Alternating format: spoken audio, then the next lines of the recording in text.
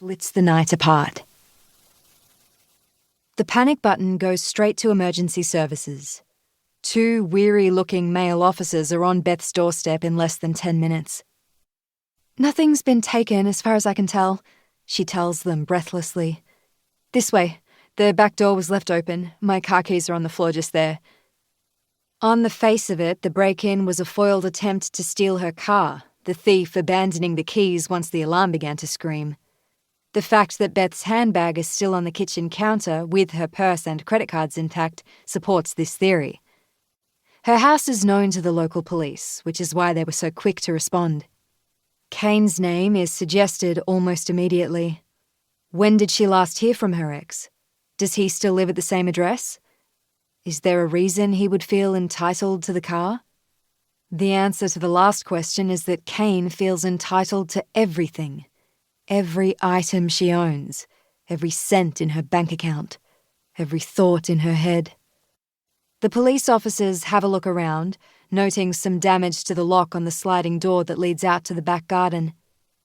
It is a dark, cloudy night. Not a lot can be done beyond sticking a head inside the shed and running a high-beam torch along the fence line. "It looks like the intruder is gone, Miss Jenkins." The older one, a heavy-set man in his 50s, has done most of the talking. "Do you have somewhere else you can stay tonight to be on the safe side?" Beth tries to weigh it up while Tilly clenches her hand.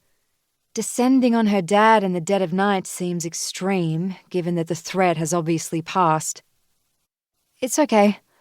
I feel safe enough to stay here." Her voice sounds feeble and unconvincing. The police officers leave with the promise to send detectives first thing in the morning. Beth deadlocks the front door and arms the alarm system. She became complacent about setting the alarm every night. Tilly triggered it a few times, sleepwalking, frightening the life out of both of them. But that's not a good enough excuse. No more complacency.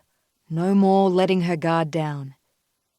The only positive is she continued to keep the fob on her bedside table, the panic button within reach. Tilly comes into Beth's bed with her. Poor thing. Waking up to the shriek of the alarm, the intimidating presence of the police officers, the worry what whoever it is might come back. It takes a long time to settle her down. "But what if they're hiding somewhere, Mummy?" "The police would have found them, Pumpkin. They know all the best hiding spots." Tilly finally stops twitching and succumbs to sleep, but Beth has never felt more alert, her muscles rigid and ready to spring into action, her thoughts going 100 miles an hour in the darkness. Is there a reason your ex-husband would feel entitled to the car?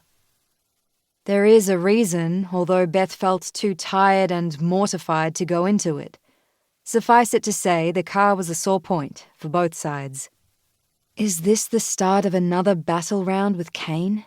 Just as she was beginning to relax a little? Just as she was beginning to hope that they had reached an understanding? Maybe he needs the car as collateral. Maybe he is out of his depth in some new venture. She'll make discreet inquiries tomorrow, see what she is up against this time. The old saying comes to mind, what's worse, the devil you know or the devil you don't? Kane terrorizing and stealing from his own family, or a faceless stranger creeping around her house? Beth eventually falls into a turbulent sleep. She dreams of desperate hands rifling through drawers, cupboards and clothes. Possessions are strewn on the ground, trampled on, smashed. She experiences a paralyzing sense of violation until she realizes that she is not the victim. She is the guilty one, the thief. Chapter 2. Ryan. 6 weeks ago. The drive home from work is the bones of a 2-hour commute, the price of living so far outside Sydney.